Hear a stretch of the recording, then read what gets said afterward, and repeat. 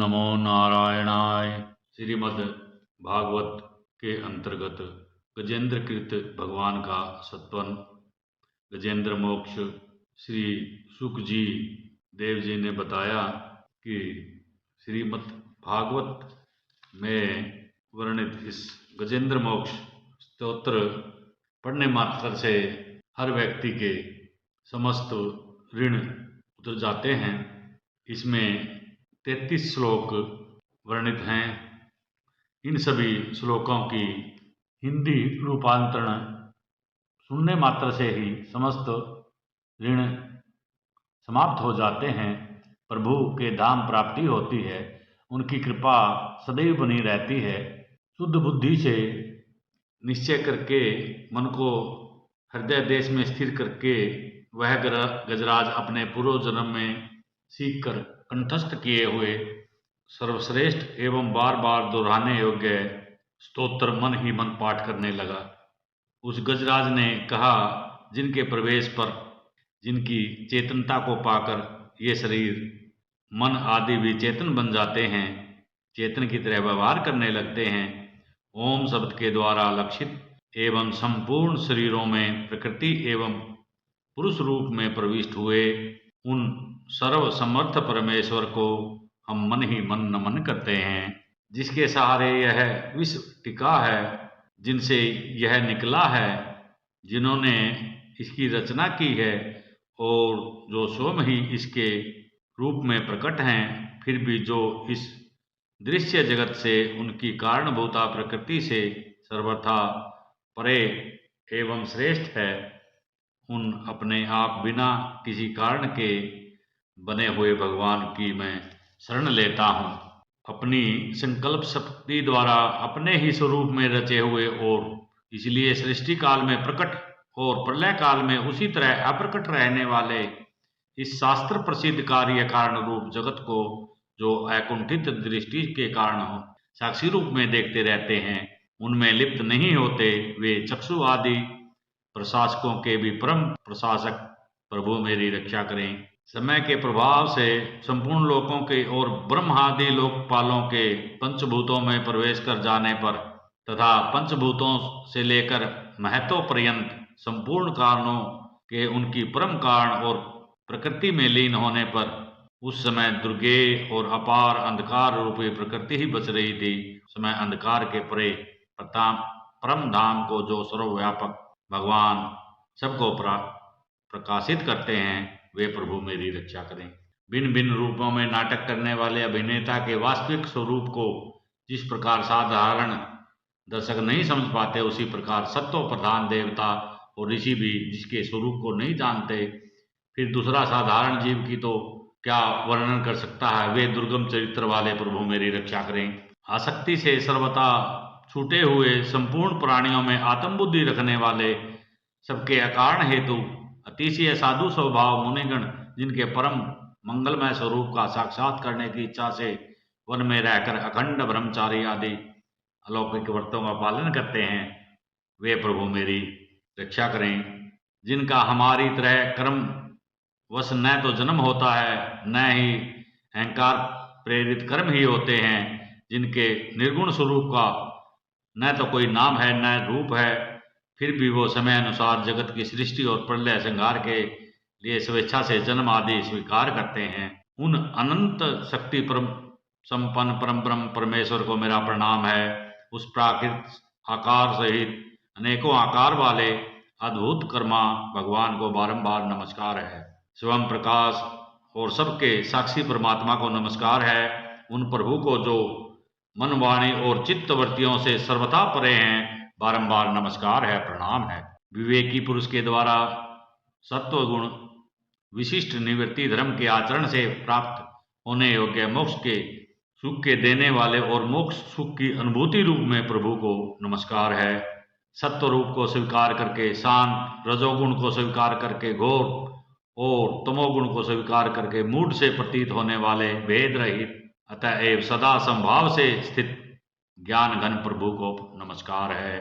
शरीर इंद्रिय आदि के समुदाय रूप संपूर्ण पिंडों के ज्ञाता, सबके स्वामी एवं साक्षी रूप सबको नमस्कार है।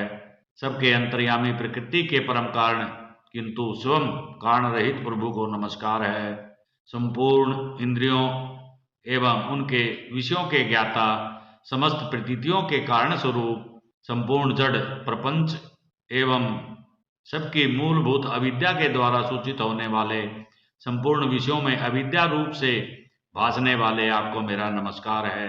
सबके कारण किंतु स्वयं कारण रहित तथा कारण होने पर भी परिणाम रहित होने के कारण अन्य कारणों से विलक्षण कारण आपको बारंबार नमस्कार है। संपूर्ण वेदों एवं शास्त्रों के परम तात्पर्य मोक्ष रूप श्रेष्ठ पुरुषों की परम गति भगवान को मेरा नमस्कार है।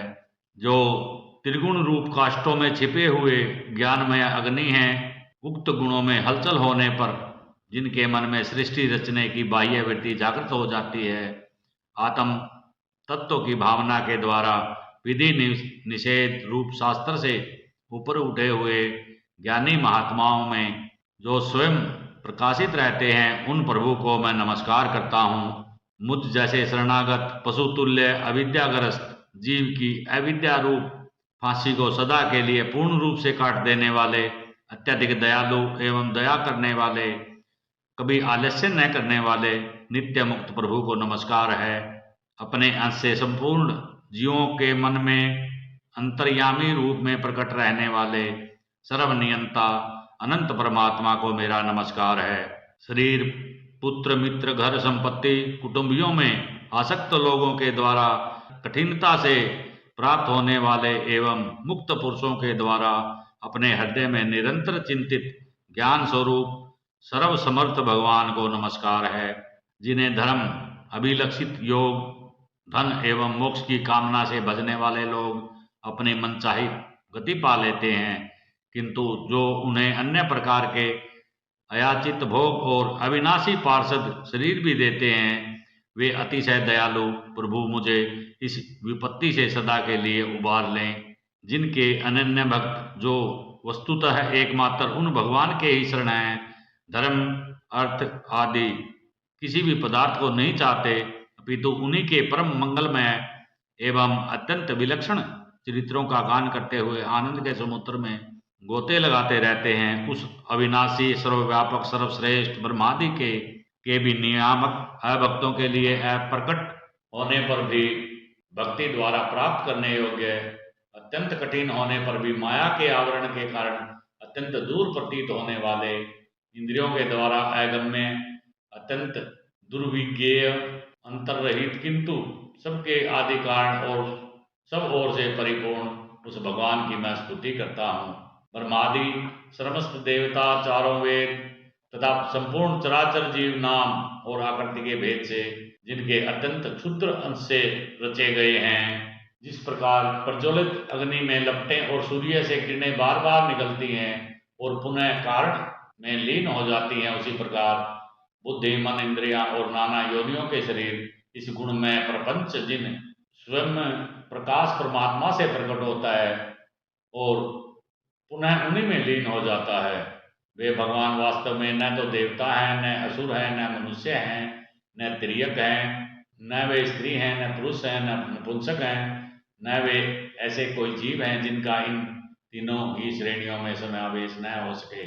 न वे गुण हैं, न कर्म हैं, न कार्य हैं, न ही कारण हैं। सबका निषेध हो जाने पर जो कुछ बच जाता है वही उनका स्वरूप है और वे ही सब कुछ हैं। ऐसे भगवान को उद्धार के लिए आविर्भूत हों।